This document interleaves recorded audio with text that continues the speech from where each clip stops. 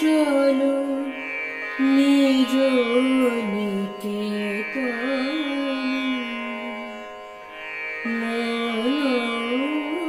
চলো নিজ নিকেতনে। সংসার বিদেশে বিদেশির বেশে ভ্রম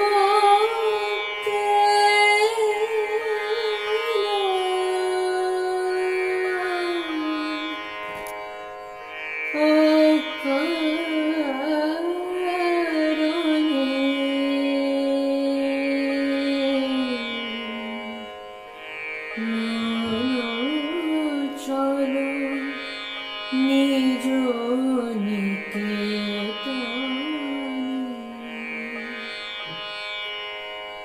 বিষয় পঞ্চক আর ভূতগণ,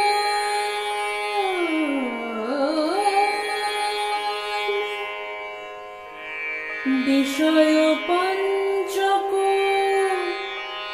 আর ভূতগণ, সব তোর পর কেহ নয় আপন।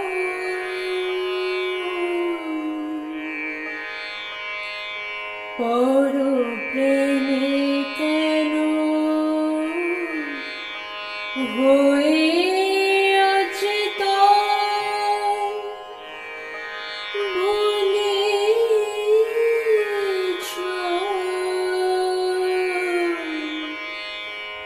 আপন জনে।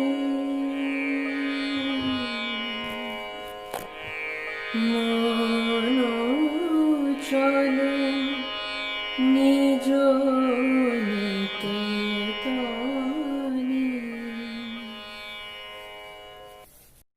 আমার প্রিয় সহকর্মী ও ছাত্রীরা, আজ স্বামী বিবেকানন্দের ১৫৯তম জন্মদিন। প্রতি বছরের মতো এবছরও তার জন্মদিবসকে স্মরণ করার অভিপ্রায়ে আমরা মিলিত হয়েছি। আপনারা প্রত্যেকে জানেন যে দীর্ঘ প্রায় ১ বছর ধরে অতিমারীর প্রকোপে একটা অন্ধকারের মধ্যে আমরা আছি। আমরা কিছুটা দিগ্ভ্রান্ত, আর আমাদের ছাত্র সমাজ এই পরিবর্তিত পরিস্থিতিতে হতবুদ্ধি ও হতাশ। সর্বদেশে সর্বকালে সমানভাবে প্রযোজ্য স্বামী বিবেকানন্দের চিন্তা ও চেতনা আজ এই অন্ধকারাচ্ছন্ন জীবনের পথপ্রদর্শক হয়ে উঠতে পারে। তাই আজ আন্তরিক শ্রদ্ধায়, ভালোবাসায় আমরা আমাদের হৃদয়ের অর্ঘ্য নামিয়ে রাখি সেই দেবস্বরূপ অনিন্দ্যকান্তি মানুষটির পদতলে। আজ আমরা যে অনুষ্ঠানে মিলিত হয়েছি সেটি যান্ত্রিক মিলন। সেখানে আন্তরিকতার, সাহচর্যে, পারস্পরিক হৃদয় বিনিময়ের কোনো স্থান নেই। একবিংশ শতকের আধুনিক প্রযুক্তি আমাদের সব দিয়েছে, দূরকে নিকট করেছে, বিশ্বকে এনে দিয়েছে হাতের মুঠোয়, কিন্তু দূরত্ব সৃষ্টি করেছে মানুষে মানুষে।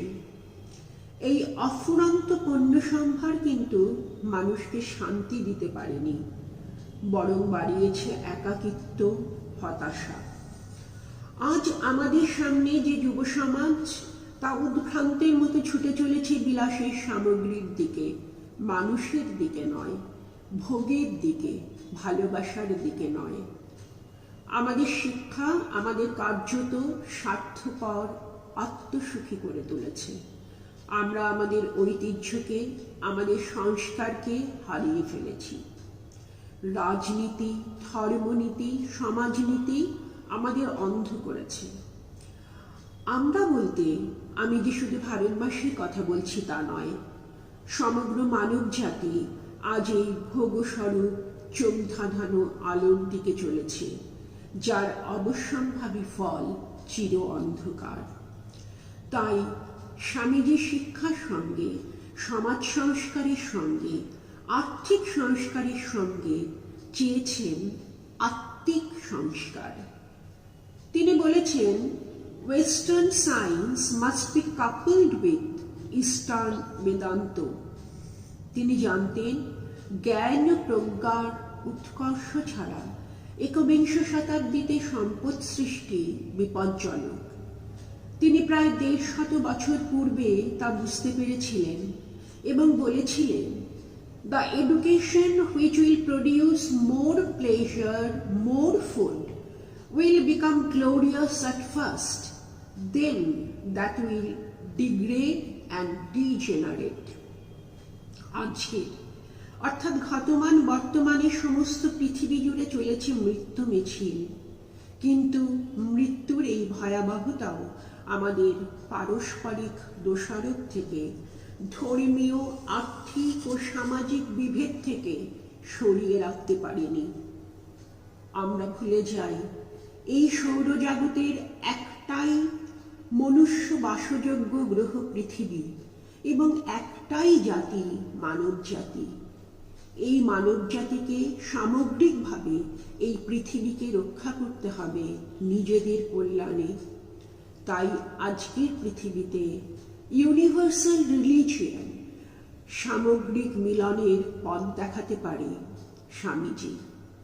স্বামীজি বলেছেন, আমাদের এমন একটা জায়গায় পৌঁছতে হবে যেখানে গীতা নেই, বাইবেল নেই, কোরআন নেই, আছে শুধু ভালোবাসা। স্বামীজির এই সার্বজনীন ভালোবাসা হোক মানব জাতির পাথেয়। আমরা সবাই যেন একত্রিত হয়ে বলতে পারি, help and not fight, assimilation and not destruction, harmony and peace and not dissension. প্রাকৃতিক এবং সামাজিক সমস্যায় জর্জরিত উন্মত্ত এই পৃথিবীর এছাড়া আর কোনো পথ নেই। নমস্কার। আজ স্বামী বিবেকানন্দের জন্মদিবস। তার প্রতি আমার বিনম্র প্রণাম। তার সম্পর্কে সামান্য কিছু কথা আমি বলবো।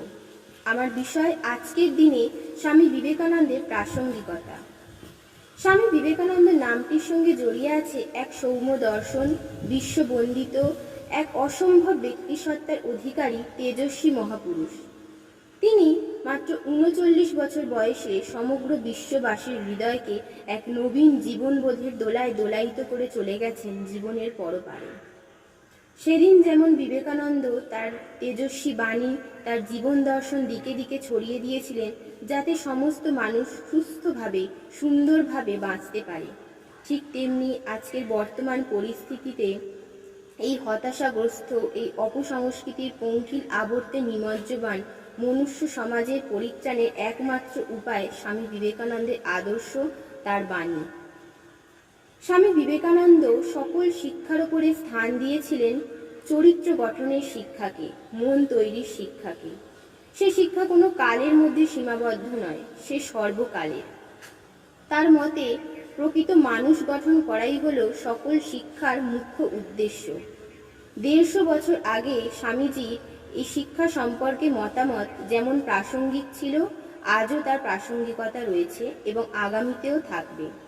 বর্তমানে স্কুল থেকে উচ্চ শিক্ষায়তন সর্বত্রই দেখি এক অনাস্থাজনিত হতাশা। সেখানে শিক্ষক শিক্ষার্থীর মধ্যে কোনো আত্মিক নৈকট্য গড়ে ওঠে না। আমরা প্রায়শই বর্তমানে ছাত্র বিক্ষোভ, যুব বিক্ষোভের সম্মুখীন হই, একে অপরকে দোষারোপ করি, কিন্তু কখনোই নিজেদের মনের আয়নায় নিজেদের দোষগুলি অবলোকন করি না। ফলে আমরা বুঝতে পারি না বা বুঝতে চাই না, এর জন্য কোনো না কোনোভাবে আমরাই দায়ী। ফলে জমাট বাঁধে অবিশ্বাস, আর সেই জন্যই বিশ্বাসের প্রতিমূর্তি, জীবন্ত প্রেম বিগ্রহ স্বামী বিবেকানন্দের ভাবমূর্তি গ্রহণ আমাদের জীবনে একান্তভাবেই জরুরি। আজ 21 শতাব্দীতে দাঁড়িয়েও আমাদের সমাজ নানা প্রশ্নে, নানা কারণে জাতিগত, ধর্মগত, শ্রেণী বৈষম্যের শিকার। এবং এর থেকে মুক্তির একমাত্র পথ নিহিত রয়েছে স্বামী বিবেকানন্দের সমন্বয়ী ভাবধারা গ্রহণ। তিনি সর্বধর্ম সমন্বয়ের মহামন্ত্রের দ্বারা সমগ্র বিশ্ববাসীকে এক সূত্রে গ্রথিত করতে পেরেছিলেন। স্বামীজি আমাদের শিখিয়েছেন এক প্রার্থনা, মা আমাদের মানুষ করো, মনুষ্যত্ব দাও।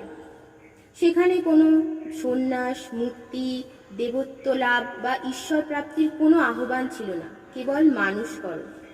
তার জন্মতিথির পুণ্যক্ষণে এই বার্তাই ধ্বনিত হয়। শ্রী রামকৃষ্ণ একদা নরেন্দ্রনাথকে বিরাট বটগাছের মতো সকল জীবের আশ্রয় স্বরূপ বলে কল্পনা করেছিলেন। স্বামী বিবেকানন্দ আমাদের সম্মুখে সেই বিরাট বটবৃক্ষকেই আদর্শরূপে প্রতিষ্ঠিত করেছেন। তার বাণীর নবপ্রেরণায় সঞ্জীবিত হোক আমাদের জীবন, তবে মঙ্গলের পথে, কল্যাণের পথে এগিয়ে চলবে আমাদের এই বিশ্ব। নমস্কার। সপ্ত ঋষির ধ্যানমগ্ন এক ঋষি জন্ম নিলেন মানব উদ্ধারিতে, অদ্বৈতবাদ প্রচারিতে। ওগো তুমি চড়িলে জ্ঞান, রাজ, কর্ম ও ভক্তি যোগের রথে। ছড়াইলে তুমি সনাতন ধর্মমত শিকাগো ধর্মসভার বিশ্ব সম্মিলনীতে। জানিল বিশ্ব যত মত তত পথ, ধর্ম নয় বদ্ধ, সে চলে মুক্তির পথে পথে। মাতৃভূমির ব্যথায় কেঁদেছ বারবার, জ্বলেছ বারবার জঠরের জ্বালাতে। চলেছ তবুও পদব্রজে ঘর্মাক্ত কলেবরে, রেখেছ চরণ চিহ্ন সমগ্র আর্যাবর্তে। রামকৃষ্ণ মিশন সে তো তোমার অবদান, তোমার শোণিত বিন্দু রয়েছে যে তাহাতে। যে বৃক্ষ রচেছিলে ওগো বিবেকানন্দ স্বামী, বিদেয় হয়েও তুমি রয়েছ তার চিরপ্রহরাতে। আজ 12ই জানুয়ারি স্বামী বিবেকানন্দের জন্মদিন।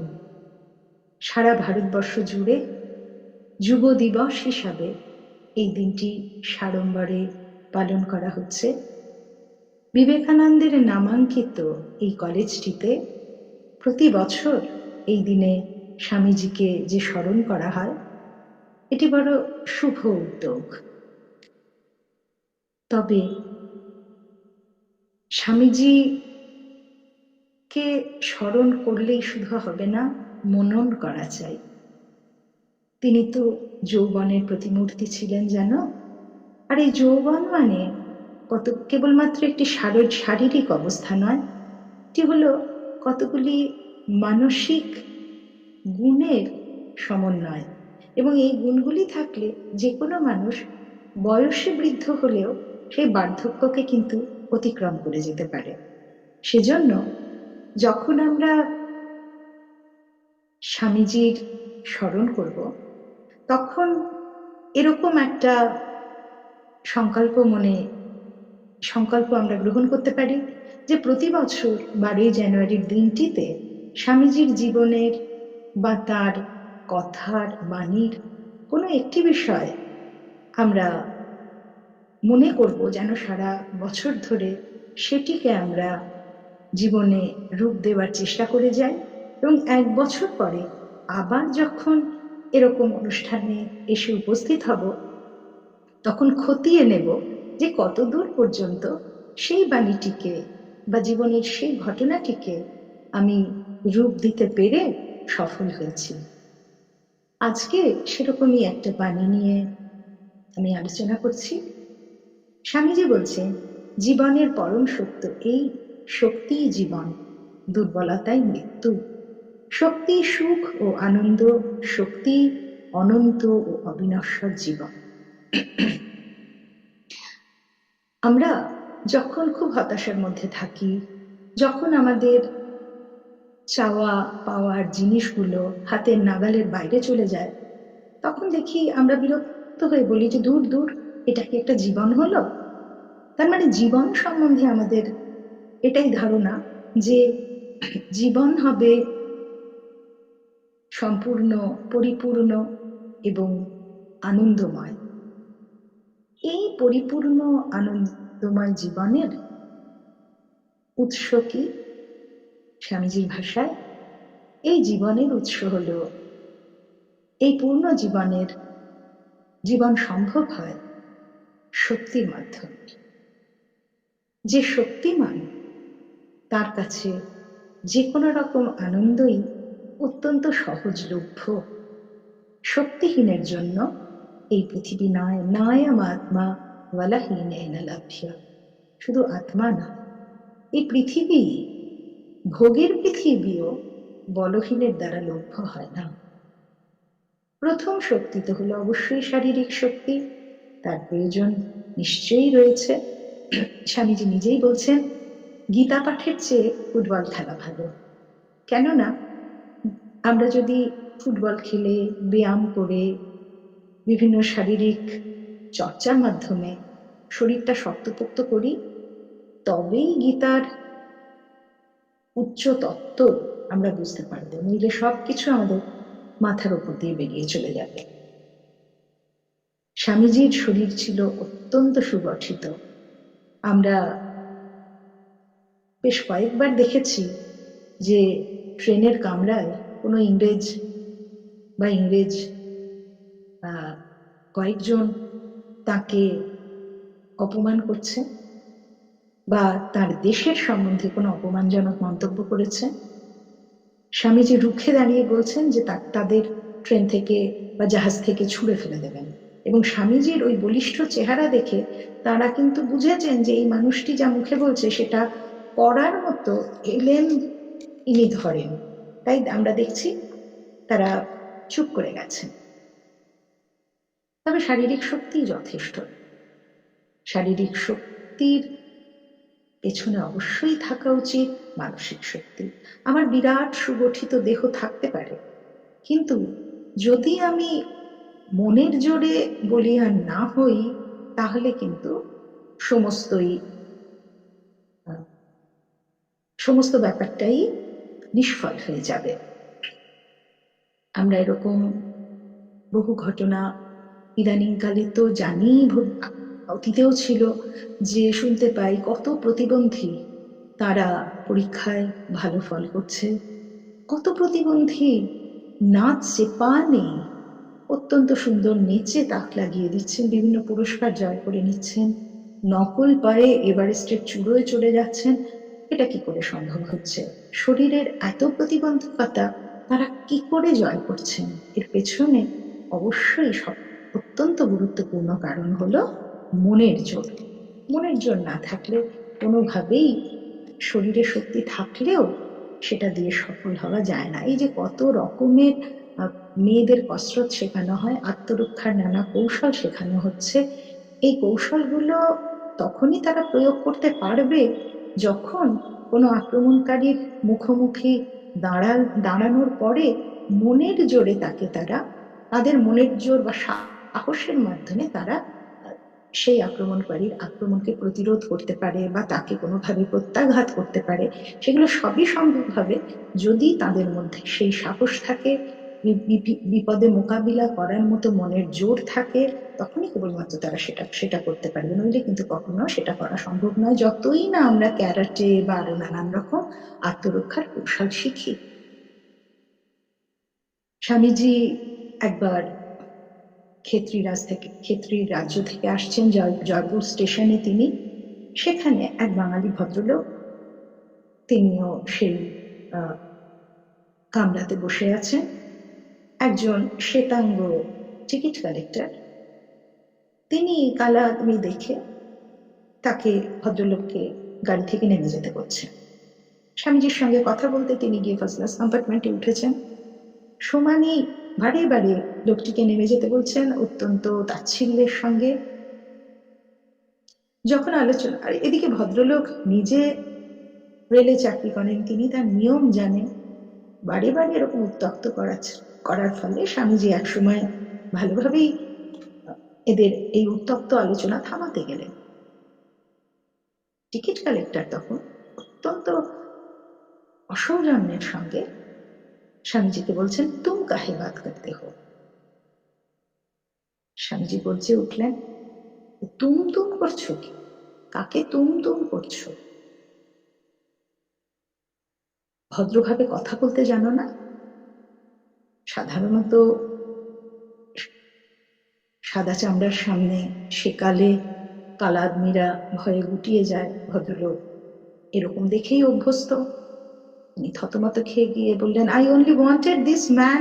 আবার স্বামীজি বলে, তুমি বাংলা, বললেন যে তিনি বাংলা ভালো জানেন না, I only wanted this man. Swamiji বললেন, তুমি বাংলা কি নিজের ভাষাটাই তো জানো না, ম্যান বলছো কেন? জেন্টলম্যান বলতে পারো না? ভদ্রলোক বলতে পারো? লোকটি পালাবার পথ পায় না। এই মনের জোরেই স্বামীজি বিদেশেও কত রকম অসুবিধাজনক পরিস্থিতিকে মোকাবিলা করতে করতে এগিয়ে গেছেন।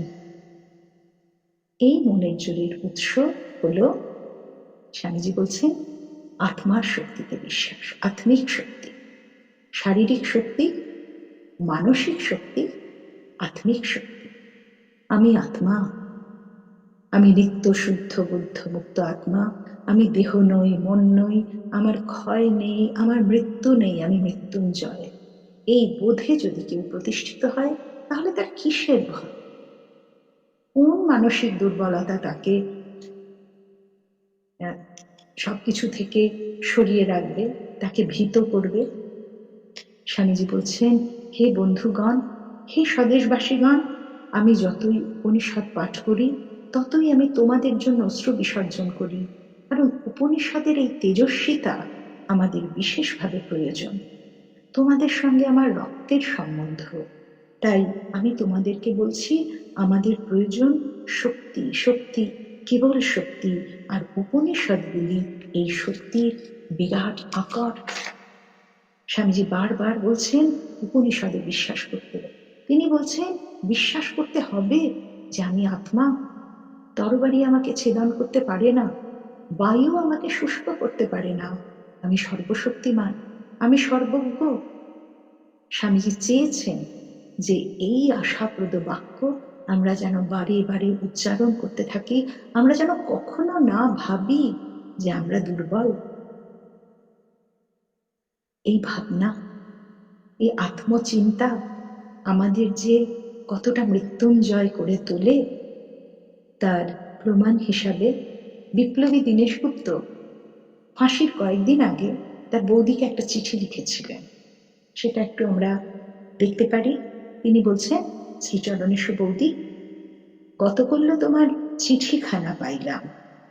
আজ মা ও দাদা আসিয়াছিলেন। দাদার কাছে শুনিলাম আমার ফাঁসির হুকুমই বহাল রহিয়াছে। কিসে তোমার মনের শান্তি আসিতে পারে, তুমি তাহার উপায় আমাকে জিজ্ঞাসা করিয়াছ। আমি কি আর তা বলতে পারি? তবে আমার মনে হয় মরণকে আমরা বড় ভয় করি, তাই মরণের কাছে আমরা পরাজিত হই। আমরা জানি মরণ আমাদের হয় না, হয় এই নশ্বর দেহের, কিন্তু আত্মা অবিনশ্বর। সেই আত্মাই আমি, আর সেই আত্মাই ভগবান। বিপ্লবী প্রদ্যোৎ ভট্টাচার্য 1932 সালের 30শে এপ্রিল মেদিনীপুরে ডিস্ট্রিক্ট ম্যাজিস্ট্রেট মিস্টার ডগলাসকে হত্যা করে। বিচারে 1933 সালের 12ই জানুয়ারি তার ফাঁসি হয়। মৃত্যুর আগে তার পাঠানো চিঠিগুলো পড়লে আমরা বুঝতে পারি যে কি করে এই ছোট বালকটি মৃত্যুঞ্জয় হয়ে গিয়েছিল। তিনি তার মাকে চিঠিতে লিখছেন, মা, তোমার প্রদ্যোৎ কি কখনো মরতে পারে? আর চারদিকে চেয়ে দেখো, লক্ষ লক্ষ প্রদ্যোৎ তোমার দিকে চেয়ে হাসছে। আমি বেঁচেই রইলাম মা, অক্ষয় অমর হয়ে। দাদাকে লিখছেন, জেলের নির্জনতা আমার এখন বেশ ভালো লাগছে, কেননা এই নির্জনতা আমার জীবনের চরম সমস্যাগুলি তলিয়ে দেখার সুযোগ দেয়। আর সব অন্যান্য কারণ ছেড়ে দিলেও আমার এই নির্জনতা আধ্যাত্মিক বিষয়ে আমাকে অনেকখানি লাভবান করতে পারবে বা পেরেছে। এসব মৃত্যুঞ্জয়ী বীর কিশোরেরা, এরা সব ছিল স্বামীজির ভক্ত। এদের হাতে যে গীতা থাকতো এবং স্বামীজির বাণী থাকতো, তা ছিল মূলত আত্মতত্ত্বে ভরপুর। তাই আমরা যেন গোটা বছর ধরে এই তিনটি বিষয়ের দিকে মন রাখি, সচেতন থাকি, চর্চা করি। শক্তিই জীবন, দুর্বলতাই মৃত্যু, এবং সেই শক্তি প্রথমে শারীরিক শক্তি, তারপর মানসিক শক্তি, সর্বোপরি আত্মিক শক্তি। এই আত্মিক শক্তির চর্চা আমাদের মানসিক এবং শারীরিক শক্তিকেও অনেক বেশি বলিষ্ঠ করে তুলবে। সকলের কাছে, সকলের হয়ে স্বামী বিবেকানন্দের চরণে আমার প্রণাম এবং প্রার্থনা, তিনি আমাদের যেন সেই শক্তিতে বলীয়ান করেন।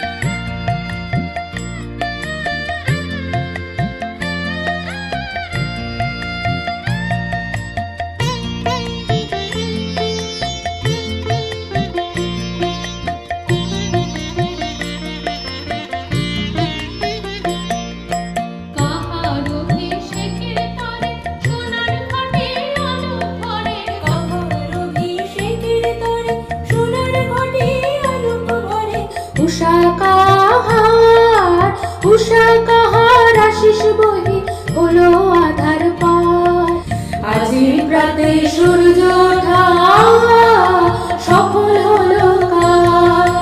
একদিন আজি কোন ঘরে গো খুলে দিল দ্বার, আজি প্রাতে সূর্য ওঠা সফল হলো কার।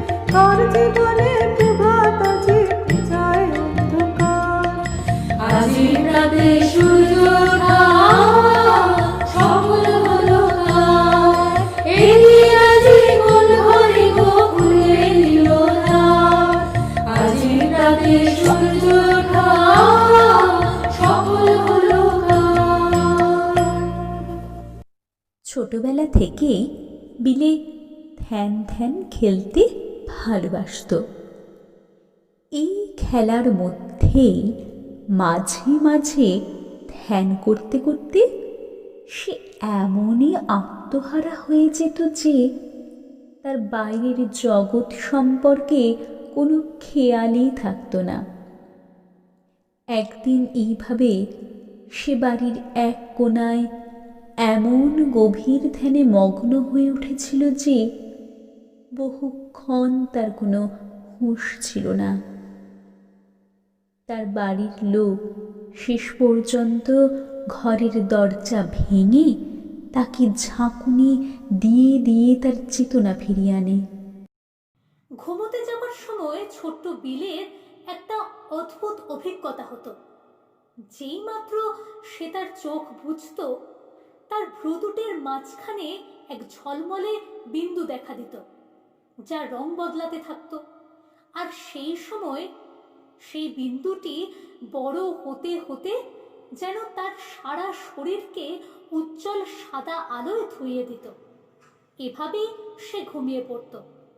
বিলে যদিও ভাবত সবারই বুঝি এমনই হয়, কিন্তু এটি আসলে তার ভবিষ্যতের বিশালত্বের দিকেই নির্দেশ করত। নরেন্দ্রনাথ দত্ত থেকে স্বামী বিবেকানন্দ হয়ে ওঠা যুবকের জীবনের গল্প কম বেশি সকলেই জানেন। বাঙালি জাতীয় হিন্দু ধর্মকে বিশ্বের মঞ্চে সর্বপ্রথম তিনি প্রতিষ্ঠা করেন। সমাজের সকলকে এক করে দেখার অনুপ্রেরণা এই মহান বাঙালির কাছ থেকেই পাওয়া।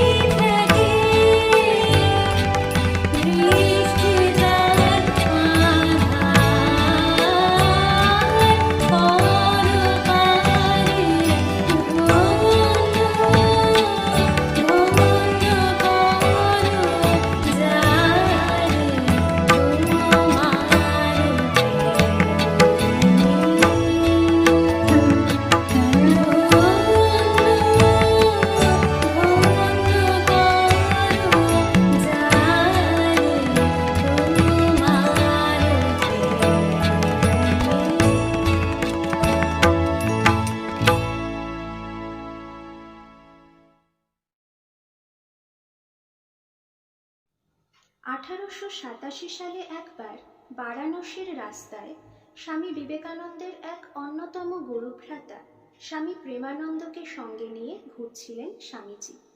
সেই সময় হঠাৎ একদল বানর তাদের তাড়া করে।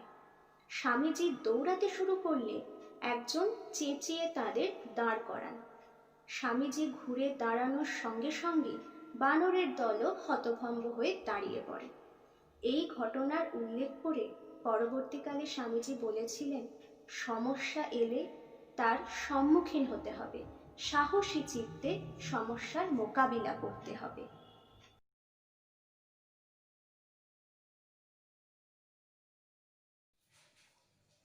1888 সালে রাস্তার ধারে একজনকে গাঁজা খেতে দেখে স্বামীজিও রাস্তায় বসে পড়েন।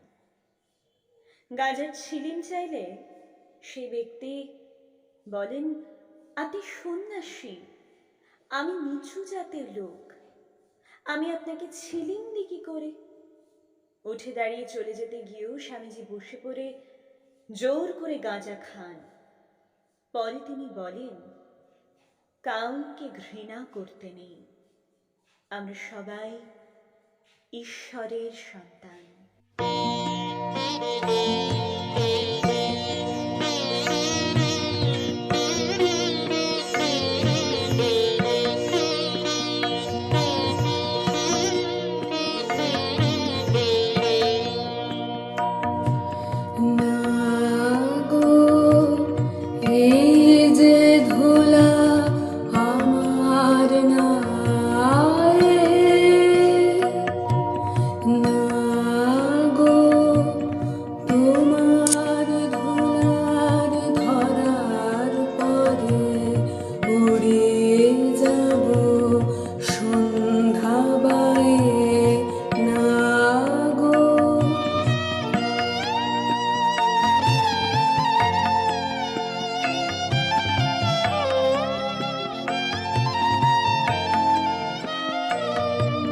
বিয়ে মাটি আগুন জ্বালে, রোজলে দেহ পূজার থালে, দিয়ে মাটি আগুন জ্বালে, রোজলে দেহ পূজার থালি, শেষ আরতি সারা করে ভেঙে যাব তোমার পায়ে, না গো।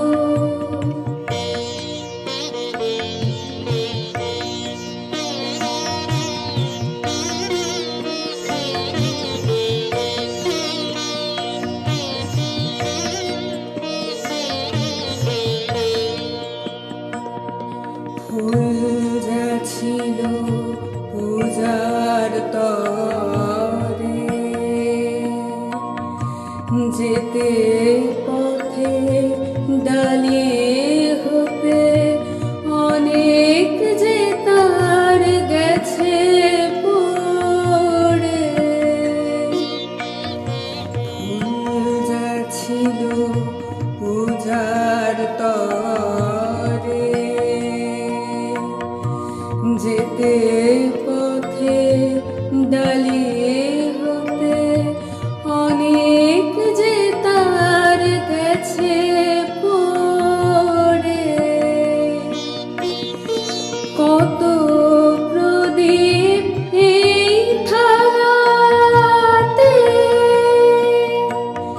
সাজিয়েছিলে আপন হাতে, কত প্রদীপ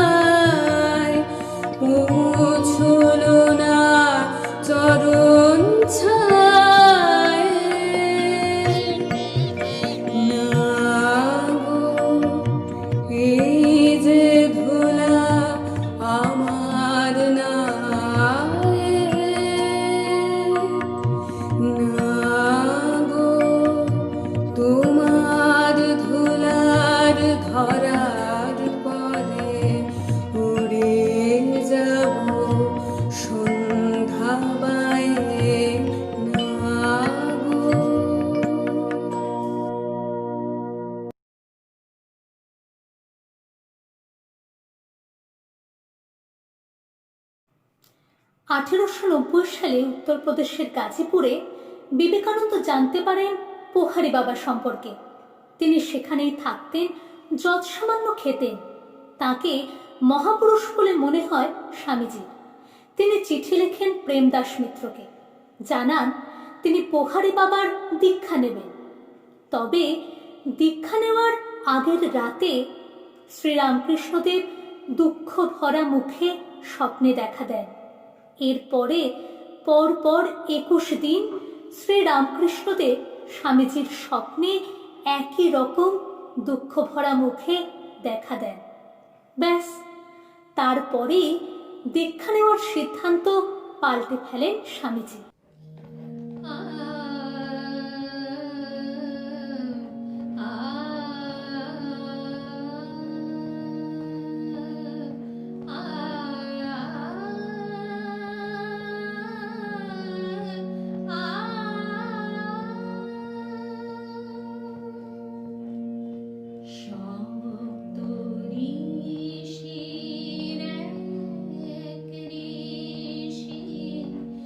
অরুণ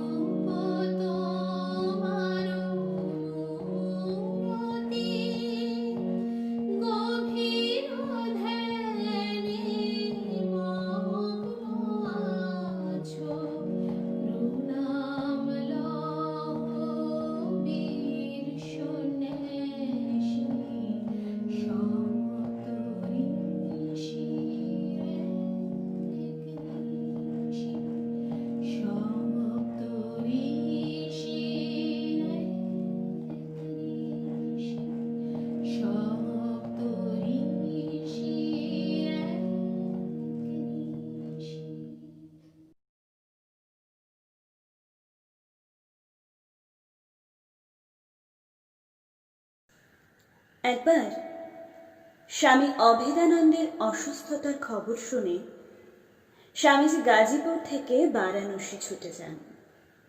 পথে যেতে যেতেই জানতে পারেন শ্রীরামকৃষ্ণের পরম সেবক বলরাম বসু প্রয়াত হয়েছেন। চোখের জল গড়িয়ে পড়ে স্বামীজির গালে।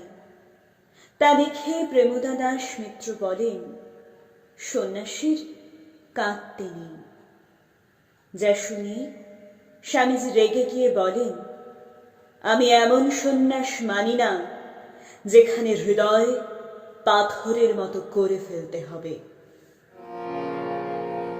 হে চির আনন্দ বিবেকানন্দ, হে চির আনন্দ বিবেকানন্দ, তোমারে করি প্রণাম, তোমারে করি প্রণাম। হে চির আনন্দ বিবেকানন্দ, হে চির আনন্দ বিবেকানন্দ, তোমারে করি প্রণাম, তোমারে করি প্রণাম। দত্ত ভবনে এসেছিলে তুমি, দত্ত ভবনে এসেছিলে তুমি, লয়ে বীরেশ্বর নাম, তোমারে করি প্রণাম,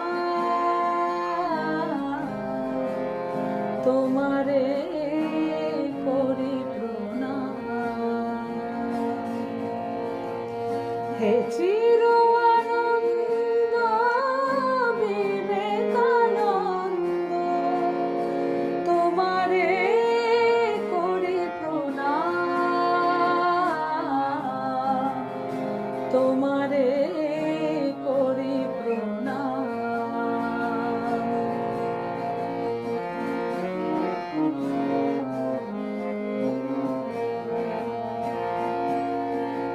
পিতা বিশ্বনাথ, মাতা ভুবনেশ্বরী,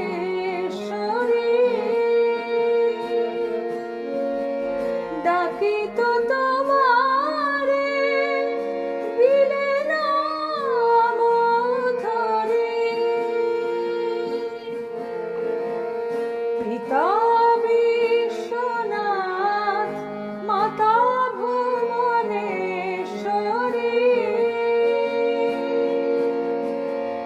ডাকিত তোমারে বিলে নাম ধরি।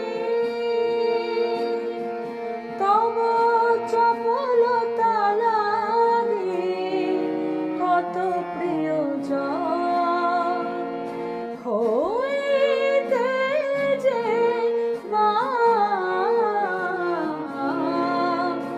তোমারে করি প্রণাম, তোমারে করি প্রণাম।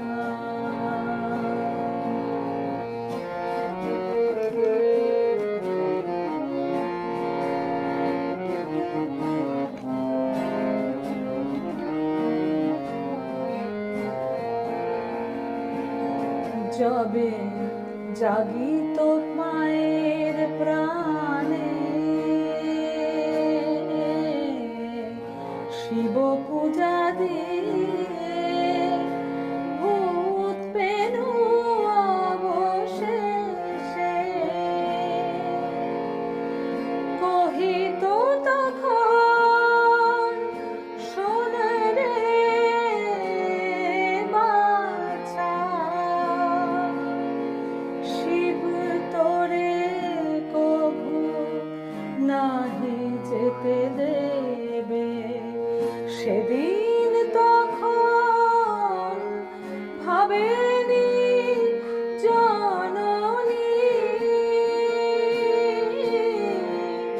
মানবের বেশে জাগাতে ধরণী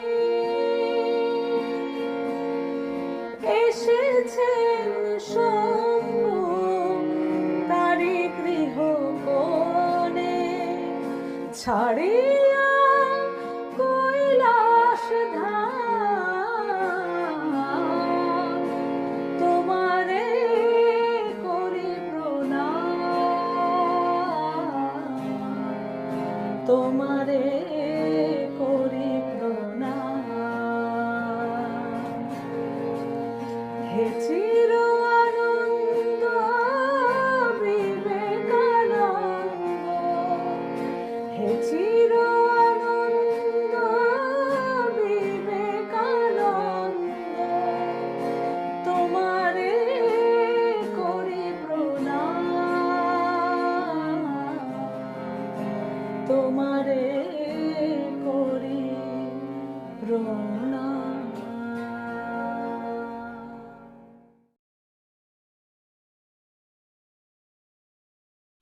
একবার হরিদ্বার যাওয়ার পথে শরৎচন্দ্র গুপ্ত নামে একজন অ্যাসিস্ট্যান্ট স্টেশন মাস্টারের সঙ্গে দেখা হয় স্বামীজির। স্বামীজির তেজোদ্দীপ্ত দৃষ্টি দেখেই শরৎ বুঝতে পারেন ইনি কোনো সামান্য ব্যক্তি নন। এরপরেই স্বামী বিবেকানন্দের সঙ্গ লাভের ইচ্ছা প্রকাশ করেন শরৎ। অবশেষে নাছোড় শরৎকে দীক্ষা প্রদান করেন স্বামীজি। নাম দেন স্বামী সদানন্দ। সদানন্দ বলতেন, স্বামীজির যে বড় গুরু কেউ হয় না, আমি তার সারণী। যদি কণ্ঠ দাও আমি তোমার কাহি গান, যদি কণ্ঠ দাও যদি কণ্ঠ দাও আমি তোমার কাহি গান, যদি কণ্ঠ দাও যদি কণ্ঠ দাও, যদি দৃষ্টি দাও আমি নয়ন ভরি, যদি দৃষ্টি দাও আমি নয়ন ভরি, করি অমৃত রূপ সুধা পান,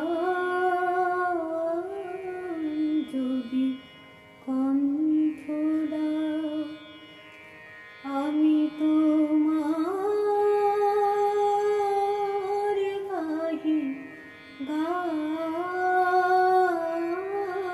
যদি কণ্ঠ দাও,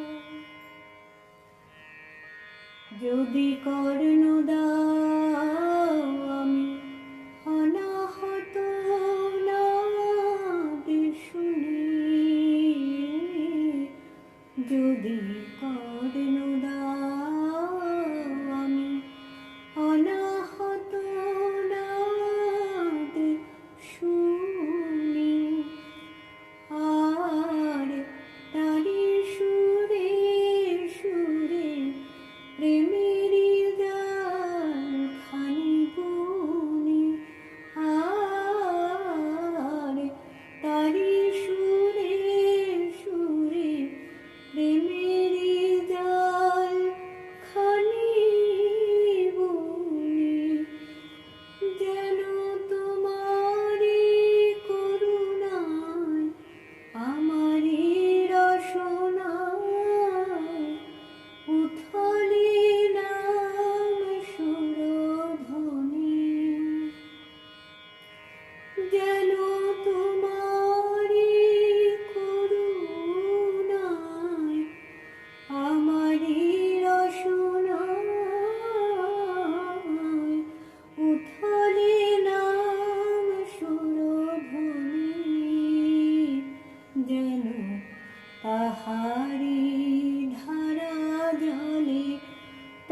ধরা তলে তাপিত জলে করে স্নান, তাপিত জলে করে স্নান। যদি কণ্ঠ দাও আমি তোমার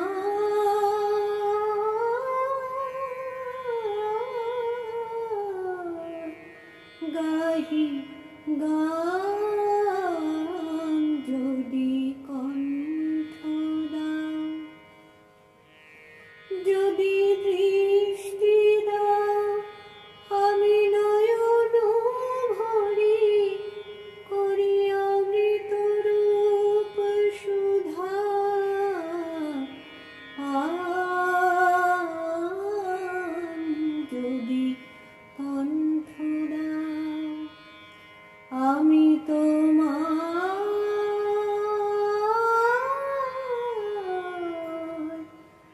গাহি গান।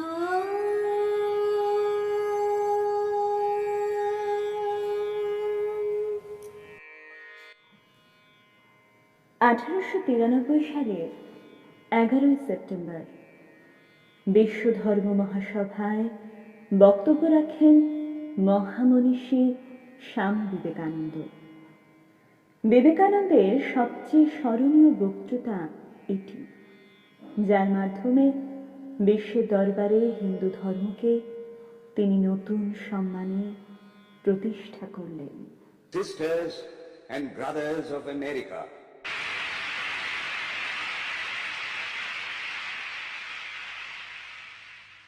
it fills my heart with joy unspeakable to rise in response to the warm and cordial welcome which you have given us. I thank you in the name of the most ancient order of monks in the world. I thank you in the name of the mother of religions, and I thank you in the name of the millions and millions of Hindu people of all classes and sects. My thanks also to some of the speakers on this platform who, referring to the delegates from the Orient, have told you that these men from far-off nations may well claim the honor of bearing to different lands the idea of toleration. I am proud to belong to a religion which has taught the world both tolerance and universal acceptance.